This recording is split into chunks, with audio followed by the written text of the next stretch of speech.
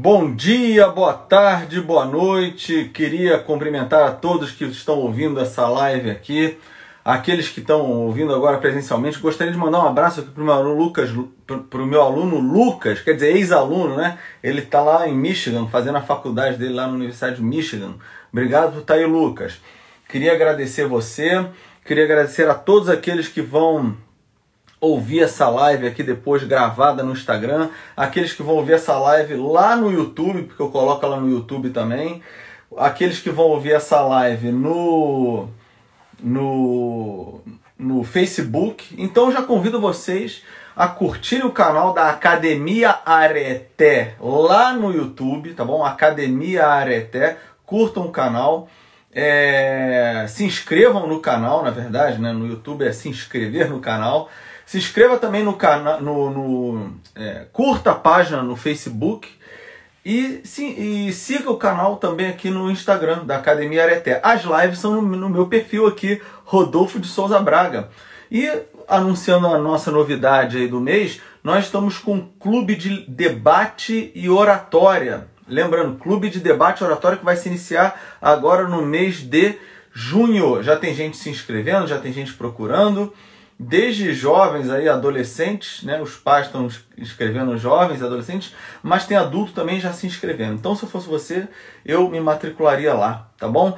Onde você se matricula? www.academiaareté.com.br, tá bom?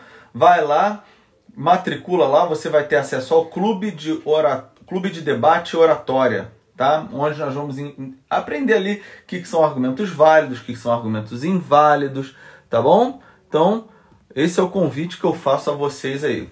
www.academiaareté.com.br, para que você possa fazer essa inscrição aí e acompanhar lá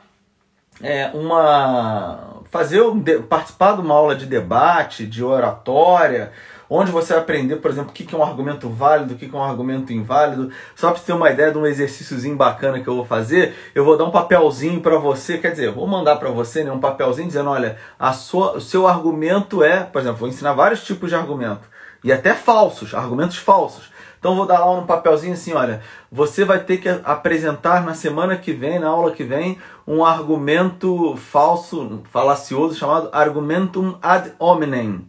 Aí eu vou ter explicado que é um argumento ad hominem, né? Você vai receber aquele papelzinho, na semana seguinte você vai ter que fazer um discurso usando um argumento ad hominem. E aí a tarefa dos seus amigos vai ser a seguinte: identificar qual é o argumento falacioso que você está usando, dizer qual é o nome e saber como desmontar esse argumento. Olha que legal. Olha que bacana. Então, nós vamos fazer vários exercícios e você vai poder levar exercícios para casa também e fazer com seus familiares, seus pais, seus irmãos, seus tios, tá bom? Então, são exercícios muito interessantes que você vai poder trabalhar a arte de falar, de argumentar, tá bom? Então vamos lá, vamos começar a nossa live de hoje, porque vocês sabem que eu estou varrendo toda a história da filosofia. Todo dia eu venho aqui fazer live. Hoje eu comecei um pouco mais tarde, mas todo dia eu tenho feito. Então, assim, não tem nenhum dia que eu deixei de fazer live, tá bom? Estou fazendo live todos os dias aí sobre a história da filosofia e nós estamos em Platão. Na live de ontem, nós falamos sobre a questão da justiça, né? Como é que aparece a justiça na República. Dá uma olhada na live de ontem lá, que a live de ontem foi bem bacana, um conteúdo bem interessante. Não vou voltar para não precisar ficar repetindo aquilo que já foi dito ontem. Então, quer saber o que é a justiça em Platão? E vamos falar a verdade. A noção de justiça que vai guiar o Ocidente inteiro. Vai guiar o Ocidente inteiro. Isso é muito importante frisar. Assiste a live de ontem, assiste a aula de ontem lá que você vai entender, foi muito legal, tá bom? Hoje, por quê? Por que eu estou falando isso? Porque hoje nós vamos falar de um Platão, vamos dizer assim, um pouco mais pé no chão. Porque lá na República ele está falando como é que as coisas deveriam ser. Como é que elas deveriam ser. Aqui agora, um Platão mais adiantado na vida dele, um Platão lá de uma obra chamada O Político, de uma obra chamada As Leis, nós vamos ter um Platão um pouco mais pé no chão, realista. Não que o Platão anterior não fosse realista, porque aquilo que eu já falei, né? As pessoas costumam dizer que Platão é um idealista, né? Ele não é um idealista. E mais lá na frente isso vai ficar claro. Platão ele é um realista. Por quê? Porque as ideias elas são reais. Ah, mas ele está falando das ideias, sim, mas ele não está falando que as ideias, como, por exemplo, os contemporâneos, modernos e contemporâneos entendem, como algo que está povoando a sua mente. Não. As ideias, elas são realidades, tá? Mas essa discussão fica mais para frente, né? Vamos nos ater aqui ao que interessa. Então, Platão aqui ele vai ter uma certa influência de um aluno dele, chamado Aristóteles. E aí o que vai acontecer nessa influência que Aristóteles causa em Platão? Platão ele vai algumas objeções que Aristóteles vai fazer o Platão rever alguns posicionamentos dele, principalmente com relação a essa questão da diferença entre idealidade e, vamos dizer assim, entre mundo inteligível e mundo sensível. Ora, o que o Platão vai fazer aqui? O que o Platão vai fazer?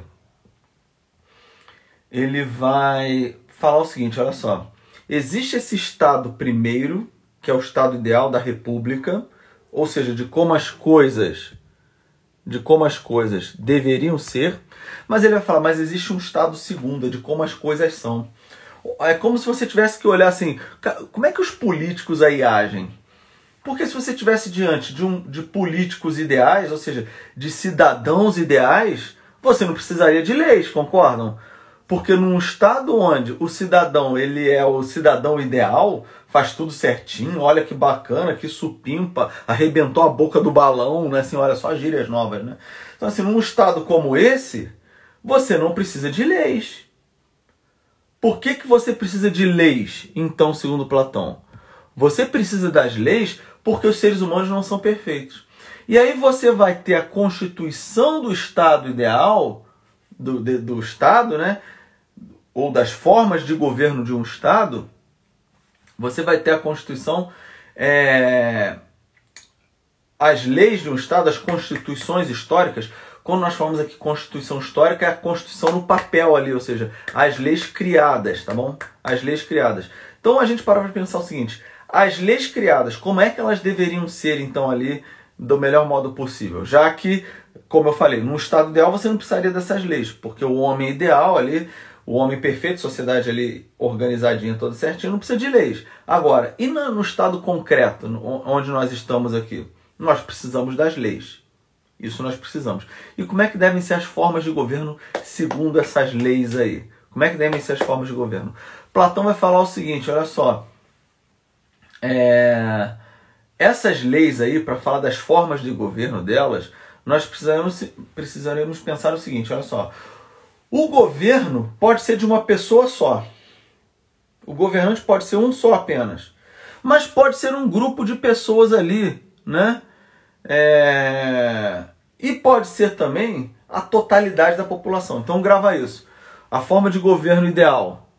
As formas de governo ideal não. As formas de governo podem ser o governo de um só, o governo de um grupo e o governo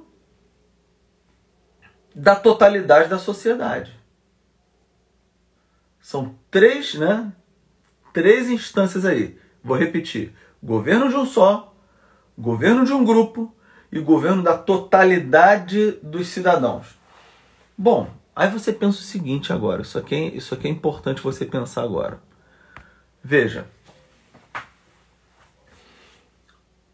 Esse governo de um só, de um grupo ou da totalidade, pode ser o governante, ele pode governar, né, organizar a cidade como um todo, se esse político aí, preste atenção agora, se ele vai imitar o político ideal. Ora, o político ideal é aquele que obedece às leis. É aquele que tem acesso às leis. Então veja, é de acordo com a imitação do político ideal que você vai ter as formas de governo sadias. Você vai ter as formas de governo sadias. Por exemplo, O que seria uma forma de governo sadia onde um governa? O que seria a forma de governo sadia onde um grupo governa? E o que seria a forma sadia onde a totalidade da população governa? Essa é a pergunta que a gente faz agora. E aí outra pergunta. E se essa forma de governo se degradar? Ou seja, o político ali que está no governo, esse um só, o grupo ou a totalidade, quem está no governo não está interessado em imitar o político ideal. Estão entendendo a pergunta? Então nós temos uma forma sadia e uma forma degradada. É só você imaginar. Tem um governo de um só, o governo de um grupo e o governo da totalidade. Só que isso pode ser o governo de um só sadio, o governo de um só degradado. Governo de um grupo, o segundo aqui, o governo de um grupo sadio e o governo de um grupo degradado. O governo da totalidade sadio, da totalidade da população sadio, e o governo da totalidade da população degradado. Vamos aos nomes agora para vocês saberem. Presta atenção. Se você tem um governante apenas e ele governa de modo sadio, Platão dá um nome para isso. Ele chama de monarquia. Monarquia. Então o que é a monarquia? É a forma de governo onde um apenas governa e esse o rei filósofo, ele imita o político ideal. Agora, se você tem um governante e ele governa em função dos interesses próprios, desobedecendo as leis, você tem uma forma de governo que Platão chama de tirania. Tirania. Ok? Então vejam, nós temos as formas de governos aí, as mais variadas, perceberam? Então, governo de um só, respeitando as leis, monarquia. Não respeitando as leis, tirania. Governo de um grupo, de um pequeno grupo ali, né, uma espécie dos mais ricos, enfim, governando, respeitando as leis. Platão chama isso de aristocracia. Não respeitando as leis, ou seja, esse grupo que não imita o político ideal, ele chama de oligarquia. Então vamos lá. Quando você tem um grupo governando e respeitando as leis, isso se chama aristocracia. Se esse grupo não respeita as leis, não imita o político ideal, isso se chama oligarquia. Recapitulando até agora. Um governando, imitando o político ideal, monarquia. Não respeitando, tirania. Não imitando, né, o político ideal, tirania. Grupo de pessoas governando, imitando o político ideal, nós temos a aristocracia. Não imitando o político ideal, a oligarquia. Agora prestem muita atenção nesses nomes aqui, que isso aqui as pessoas fazem uma confusão dos diabos, vamos dizer assim. Que confusão é essa que as pessoas fazem? A forma de governo para Platão, prestem atenção que isso aqui é muito importante, essa reflexão, hein? Essa reflexão que vai dar um bônus aí em termos de entendimento da estrutura política, inclusive do planeta hoje. Vai fazer a diferença para vocês aí. Prestem atenção no que eu vou falar. Falta falar agora a forma de governo onde todo mundo participa, toda a sociedade, todos os cidadãos participam do governo da cidade.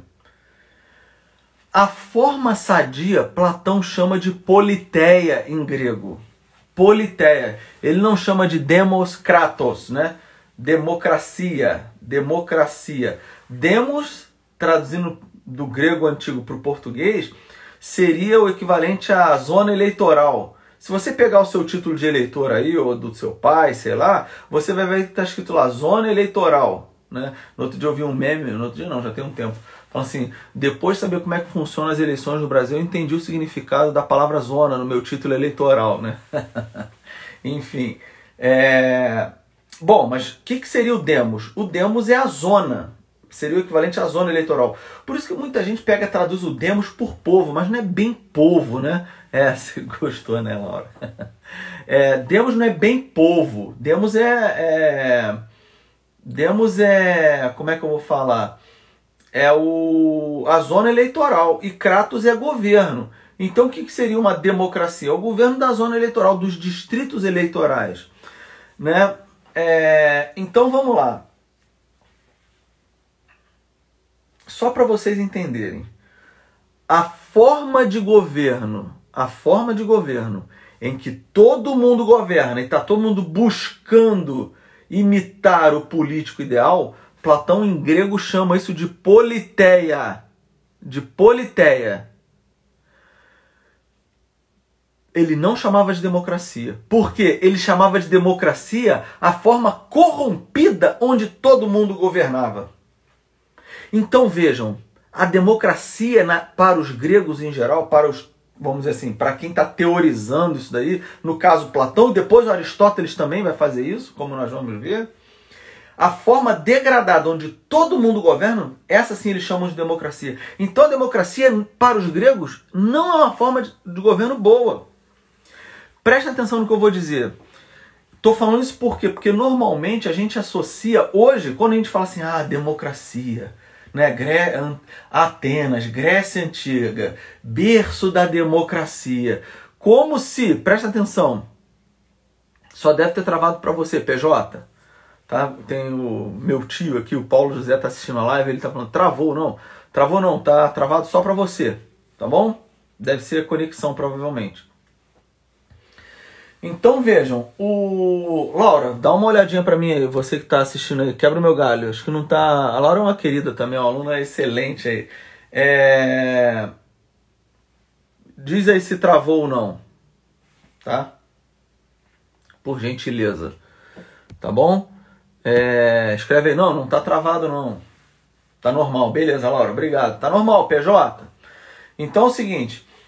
Voltando aqui, então ao contrário do que se pensa, presta atenção, deve ser a sua internet, a Laura está assistindo aqui, ela está falando que está normal, PJ. Então é o seguinte, você tem então a democracia, uma forma degradada, a democracia, a politeia, então onde você perdeu, PJ, a democracia, a politeia é a forma sadia onde todo mundo está governando, buscando imitar o político ideal. A forma degradada, onde todo mundo governa, mas os cidadãos estão vendo seus próprios interesses, essa sim se chama democracia. A democracia para os gregos não é uma forma de governo sadia. Estou falando isso por quê? Porque normalmente quando a gente fala, a democracia é uma forma de governo onde todo mundo pode participar. Olha, os gregos não faltou combinar com os russos, não é assim? Os gregos não sabiam disso não. Os gregos não achavam isso. Os gregos achavam a democracia uma forma de governo ruim. Então nós temos aí a politeia, isso que Platão chama de politeia, preste atenção agora, os romanos mais à frente vão traduzir por república. República, a coisa, res, né, res publicam, res em latim, né, que era a língua dos romanos, é a coisa, pública é aquilo que é de todos. Então você tem assim, a coisa pública, a república é a forma de governo onde todo mundo está participando do governo e está todo mundo ali tentando imitar o político ideal. Então vejam, prestem muita atenção agora que isso aqui é o pulo do gato para você entender um monte de coisa. Para os gregos, a forma de governo onde todo mundo governava, para Platão no caso, né? Depois para Aristóteles também, onde todo mundo governava imitando o político ideal, qual é o nome dessa forma de governo? Onde todo mundo governa, todos os cidadãos governam, isso se chama república. E buscando imitar o político ideal. E onde os cidadãos não tentam imitar o político ideal, como é que se chama essa forma de governo? Democracia. A questão é, a pergunta que o PJ faz aqui, como fazer valer, então, a politeia, no caso a república? A questão é, será que a república é a melhor forma de governo? Essa é a pergunta. A gente tem uma falsa noção de que só porque está todo mundo participando da governança que aquilo ali vai ser o melhor. Como nós vimos na live de ontem, procura lá para você dar uma olhadinha, existem pessoas em que nelas prevalece mais o aspecto concupiscível. Existem pessoas em que nelas prevalece mais o aspecto irascível. E existem pessoas em que nelas prevalece mais o aspecto racional. Então não devo nem ficar me delongando muito aqui. Assiste a live de ontem, PJ. Não vou nem ficar... Aí você vai associar aí, tá bom? Com a live de ontem você já consegue responder. Porque a gente tem uma ideia de que nós temos que viver numa forma de governo onde todo mundo participa da governança. E veja, para início de conversa, essa forma de governo ser chamada de democracia já é problemático. E eu costumo dizer o seguinte, ó, tomem cuidado com as palavras. Tomem cuidado com as palavras. Né? Por exemplo, a palavra cão ela não morde. A palavra cão ela não late. Estão entendendo? A palavra cão ela não late. Por que eu estou falando isso? É aquele exemplo clássico, já viu? Todo mundo já deve ter visto essa expressão assim. Quando se fala de alguém assim, nossa, fulano é um professor.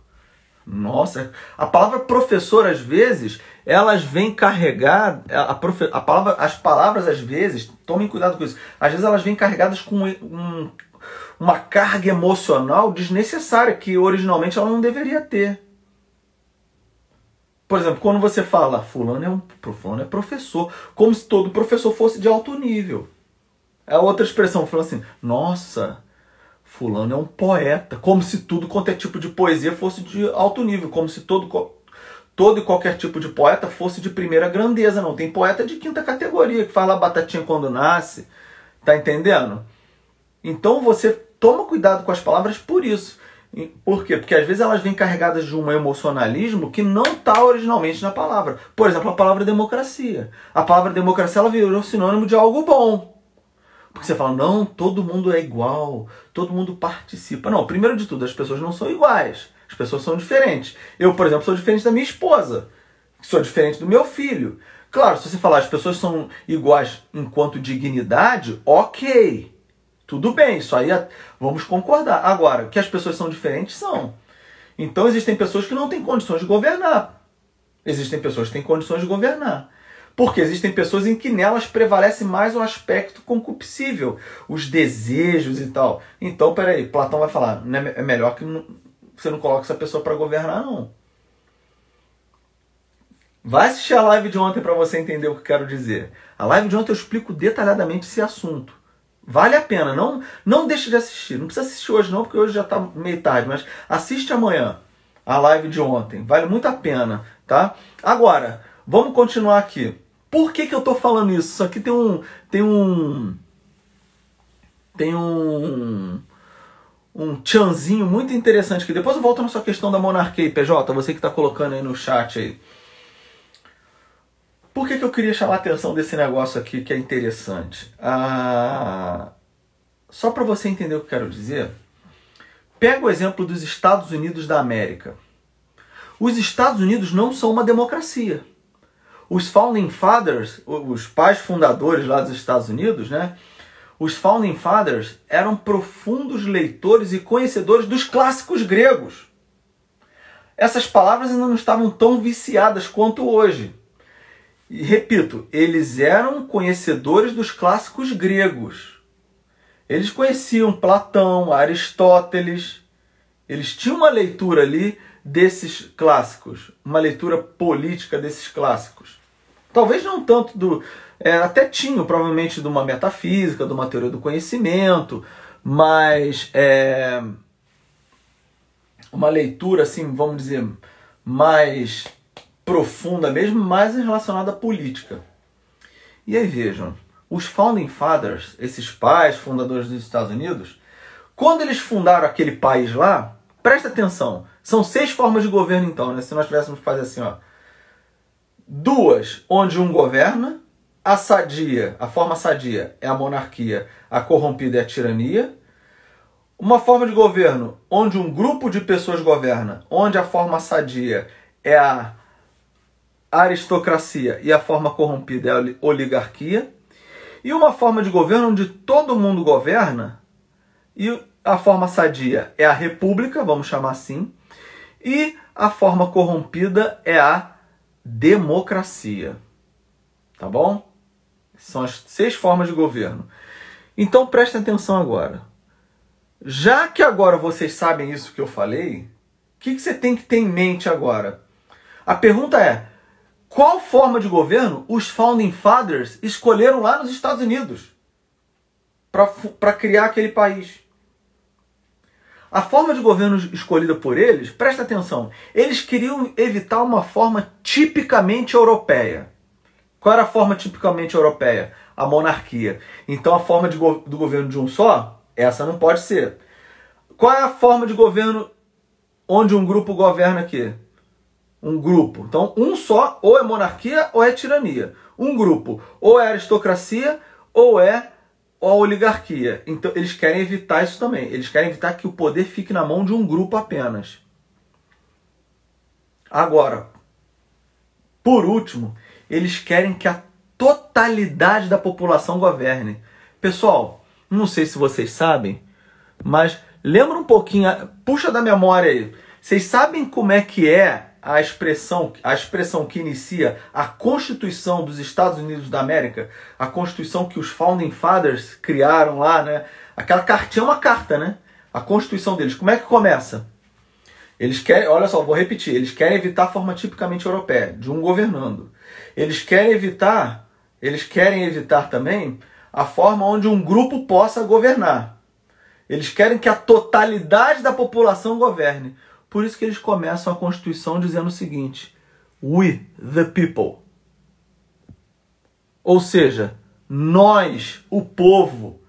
Então, quem vai estar no governo do país, daquele país, é o povo. É a totalidade da população. E aí eu pergunto a vocês. Pergunto a vocês agora. Isso aqui que é a cereja do bolo da live de hoje, hein? Se eles estão escolhendo uma forma de governo onde a totalidade da população é quem vai governar, mas eles querem a forma sadia de governo, qual é a forma de sadia onde todos os cidadãos participam da governança do país, né? Todos participam de modo sadio. Vamos lá. Onde todos participam de modo sadio. Qual o nome dessa forma de governo? Só pode ser o quê? A politeia, que nós traduzimos por república. Então aquele país, na fundação dele, não é uma democracia, é uma república. Tá claro isso daí? Os Estados Unidos da América, eles são uma república e não uma democracia. No sentido profundo da palavra.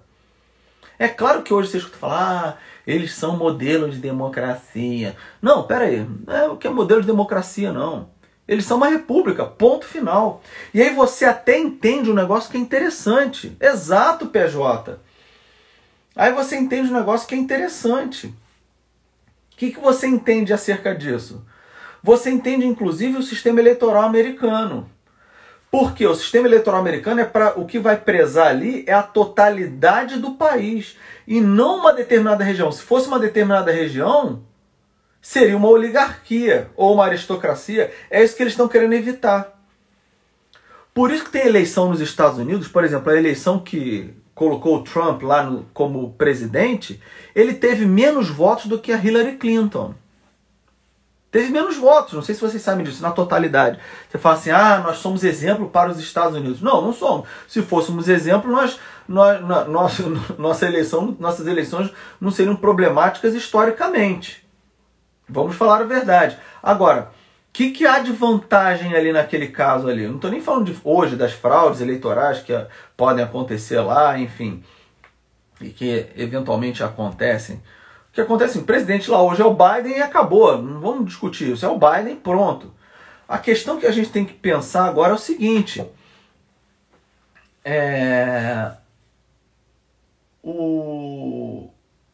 A eleição lá preza pela totalidade, como eu falei. Pela república. O mais importante é a república. Não é um determinado lugar. Vejam, não sei se vocês sabem. Vocês sabem, obviamente. Existe uma megalópole lá no nordeste dos Estados Unidos, que vai de Boston até Washington, né? Lá no nordeste dos Estados Unidos tem uma megalópole, uma região extremamente industrializada. Pessoal, nessa região, lá na Califórnia, em alguns lugares assim, a Hillary Clinton teve a maioria dos votos, a maioria esmagadora dos votos foi dela nessa região. Ela ganhou nessas regiões extremamente populosas. Extremamente populosas. Então, a maior parte da população americana está nessa região. Está nessa região. E aí, o que acaba acontecendo? Se você tivesse um sistema onde você simplesmente tivesse a maioria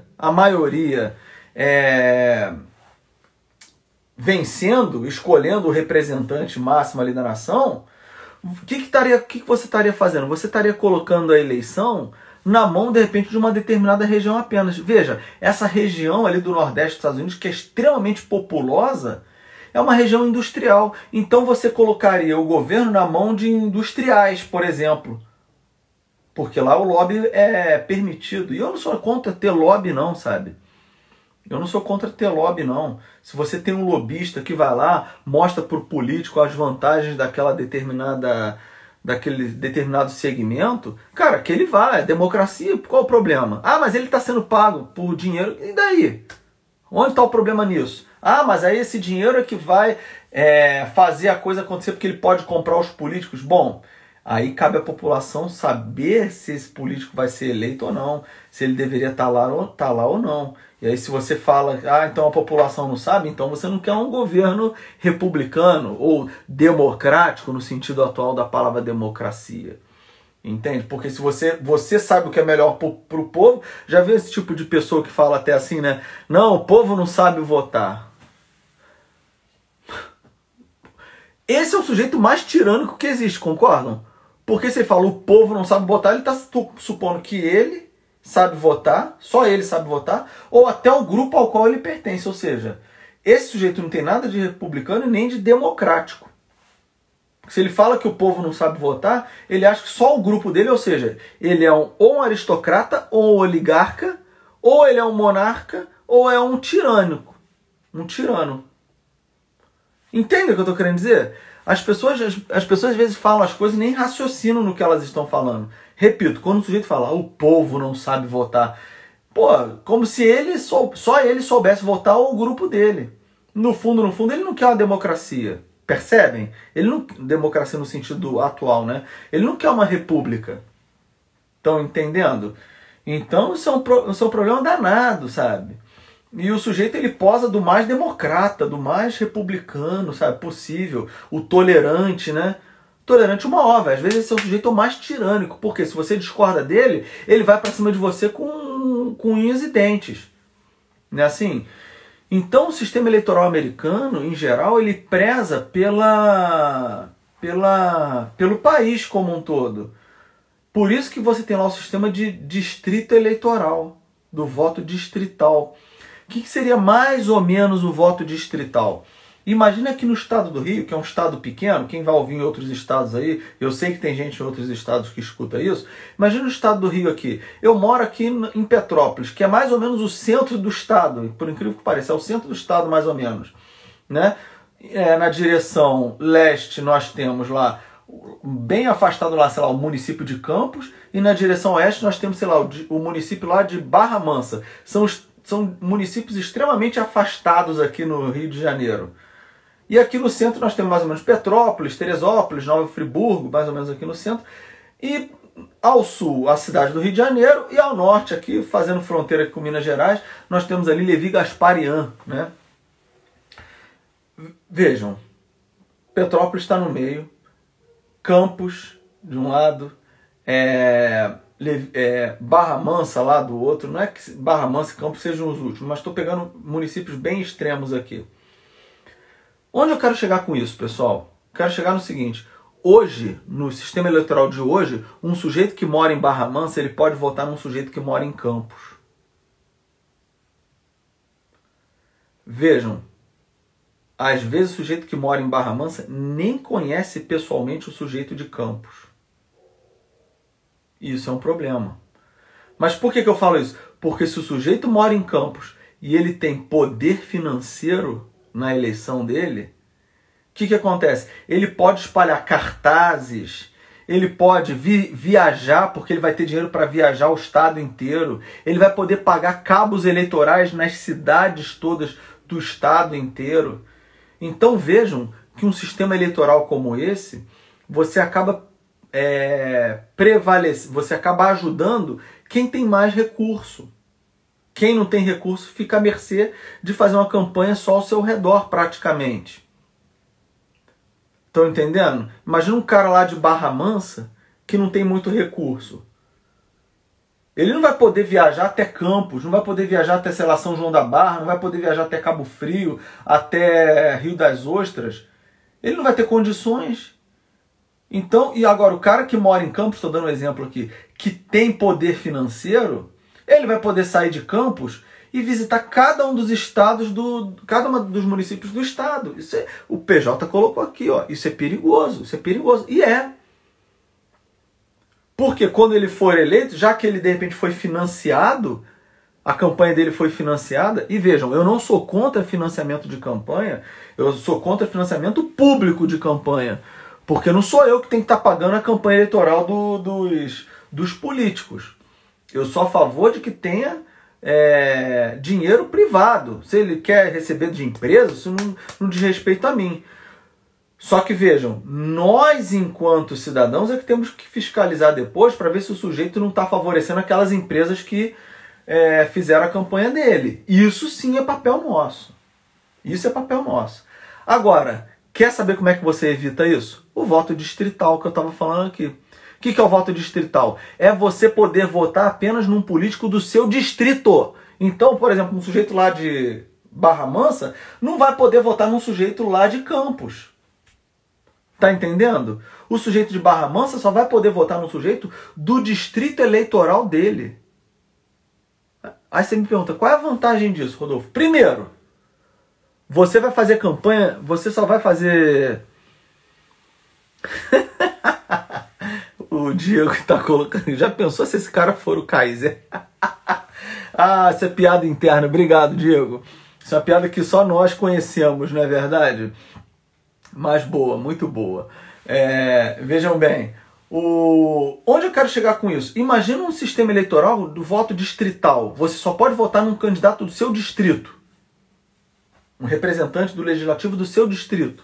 Qual é a vantagem disso? Primeiro de tudo, você vai poder fazer campanha eleitoral com a sola do seu sapato, praticamente. Você não vai precisar ter tanto dinheiro.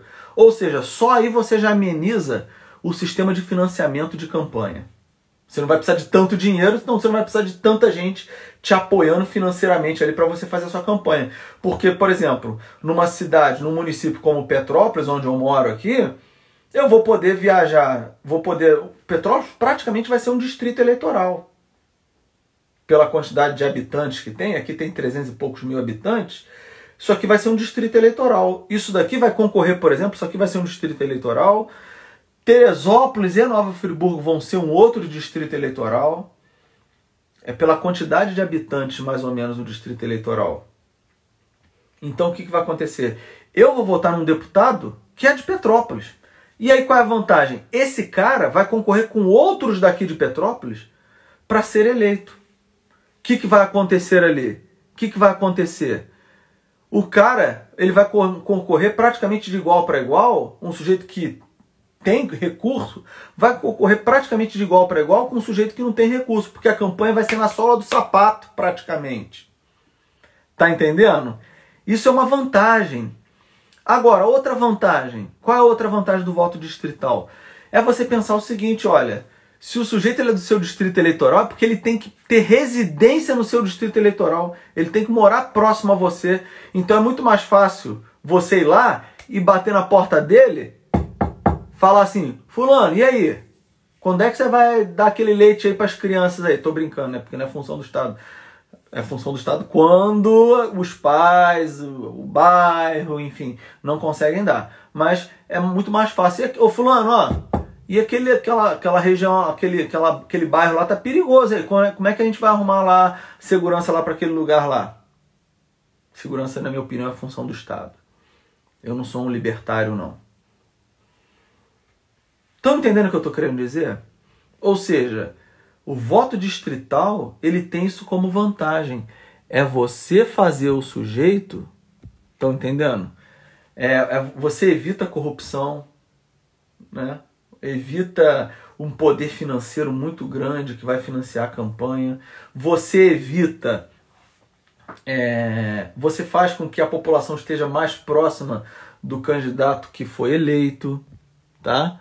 E aí o PJ faz colocou assim, ó, e perigoso para ambos, né? Acaba até que o político de Campos, como no exemplo, entra e acaba priorizando o Norte Fluminense, esquecendo das outras regiões que ele teve capacidade financeira para fazer campanha. O povo das regiões esquecidas não terão acesso a ele e seus circunvizinhos não reclamarão, pois estarão sendo atendidos em suas necessidades. Perfeito, PJ. Você entendeu perfeitamente a vantagem do voto distrital. Porque uma vez eleito, meu amigo, se o cara não tiver alguém ali para bater na porta dele e cobrar, porque vamos supor, né, no exemplo que eu dei, o cara de Campos foi eleito de fato, o de Barra Mansa, o cidadão de Barra Mansa vai ficar esquecido praticamente. E mais, o cidadão de Barra Mansa não vai ter nem condições de ir lá em Campos para cobrar do sujeito. Estão entendendo? Ele vai ter que esperar 4 anos, porque no Brasil também não tem o sistema de recall. O que seria o sistema do recall? É você poder tirar o sujeito de lá.